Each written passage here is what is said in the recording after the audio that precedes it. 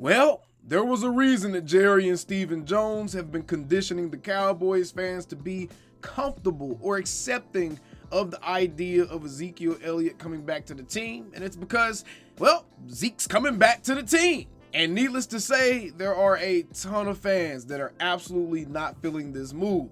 Me personally, I'm okay with the move. I don't think it can be a negative on the team, like by any means. Outside of the fact that this signing is probably what kept the Cowboys from being pressed to draft a running back in this year's NFL draft. But let's be real, after the first few options went off the board, the Braylon Allens, the Trey Bensons, the Jonathan Brooks, and the Marshawn Lloyds, after the first few guys really started going off the board, I relegated myself to the mindset of, hey, we can just wait until next year to draft our running back of the future. This year, let's get a solid, capable veteran in that doesn't have broken knees, that can run behind this fresh, revamped offensive line that I think is going to work wonders. In fact, there's an interesting correlation that the casual NFL fan needs to be aware of as it pertains to the rise and fall of Ezekiel Elliott. It all was really in line with the rise and fall of another Dallas Cowboy.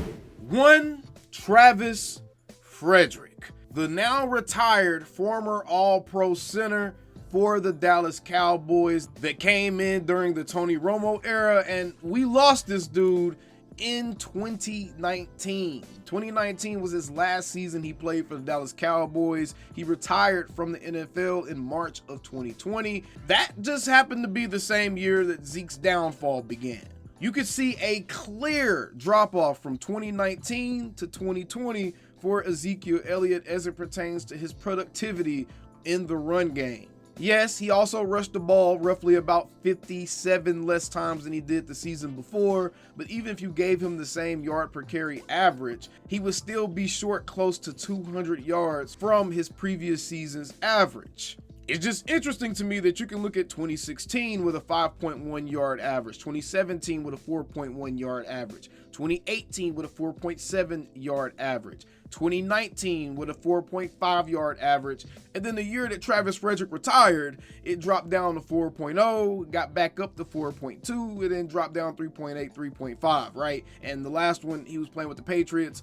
I am really not looking at Zeke's Patriot run as an indicator of what he has left in the tank. Now, granted, he's a running back and he's been in the NFL now going on his 9th season next year. So yeah, he's getting close to his expiration date. By all means, he definitely is getting close to the expiration date. But he also almost put up a 1,000-yard season with the New England Patriots last season. He had 642 yards on the ground rushing in a backup role primarily throughout the majority of the season. But he also added another 300 yards through the air by way of 51 receptions, which would be the 3rd highest mark of his entire career. So while Zeke may not be as big of a run game threat as he has been in years past, there's one thing that Cowboys fans will for sure get out of this move.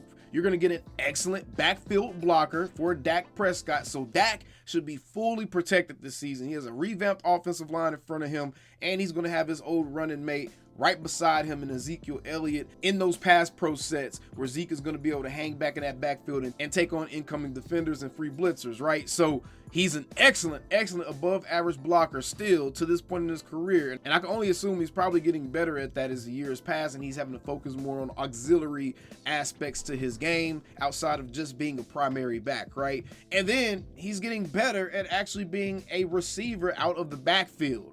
Remember, y'all, he was playing with the New England Patriots last season, and he was still able to rack up like the 3rd or 4th best overall year in his entire career from a receiving perspective. And he had Pistol Pete Mac Jones throwing it to him in the backfield. So, no, I'm not looking at the New England Patriots run for Zeke as an indictment on his potential with the Dallas Cowboys, especially behind a much better offensive line than he has run behind in years. Even with the young guys coming on, those dudes from day one are probably going to provide us better options than a Tyler Biadasz did or a Joe Looney did, filling those positions in Zeke's down years. Now, I will point out, because I know someone else probably will, Travis Frederick did miss the entire 2018 season with his injury, and this happened to be the year that Zeke ran for 1,400 yards. So he had an amazing season, even with Travis Frederick missing the season. But I believe that's when we had Joe Looney filling in, and then after that, I think Tyler Biadasz took over, and yeah, it kind of went downhill from there. And the reason the whole Travis Frederick thing is so important is because the center position is pivotal. It is crucial as it pertains to the run game and your overall offensive line's capabilities. The center is going to be responsible for getting your offensive line blocking the correct assignments. The center is going to be responsible for trying to pull and get to that second leveler. Center is the guy that's identifying the Mike linebacker. The center is the guy that is the first line of defense against inside pressure, which is the number one thing that could completely wreck the run game. Is inside pressure will completely kill the run game, guys. So the center position is extremely important to how good a running back actually really can be. And that's why we've seen teams like the Philadelphia Eagles or other teams with good centers, they usually have a good run game as well. I challenge you, go look at the teams in the NFL with what are considered the best centers in the league, and chances are they had a 1,000-yard rusher or a run game that had a pretty good yard per carry average, right? So very, very important detail there as it pertains to how Zeke may be getting looked at and his production in his latter years in Dallas. We also had a replacement level center playing at that position too for the last 3 seasons essentially that he was here.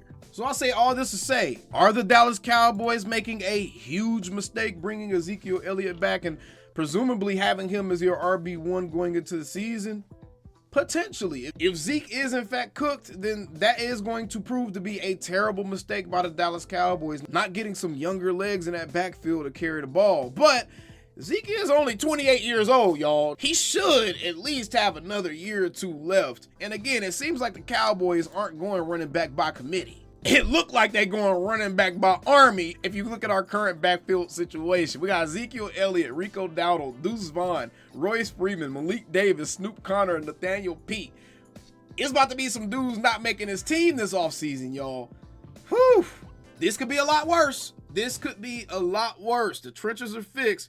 Now we know for sure, man, if Zeke can't make it happen this season, he just really need to go ahead and just hang the cleats up. But I got all the faith in the world that the band is getting back together, and Dak is about to shock the world, man. Dak is about to shock the world. If you live in the New Orleans area, make sure you got your sandbags and your hurricane personal protection equipment prepared, because there is going to be a rainstorm coming down there around February of 2025, man. And that's rain spelled R-A-Y-N-E. If you know, then you know.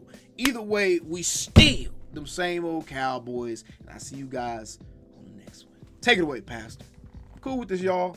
Cool with this. Calling me, texting me, paging me, asking me, am I still the boy? Y'all usually check on me. Listen. I'm still them boys. Hey! Woo! Hey! I'm still them boys.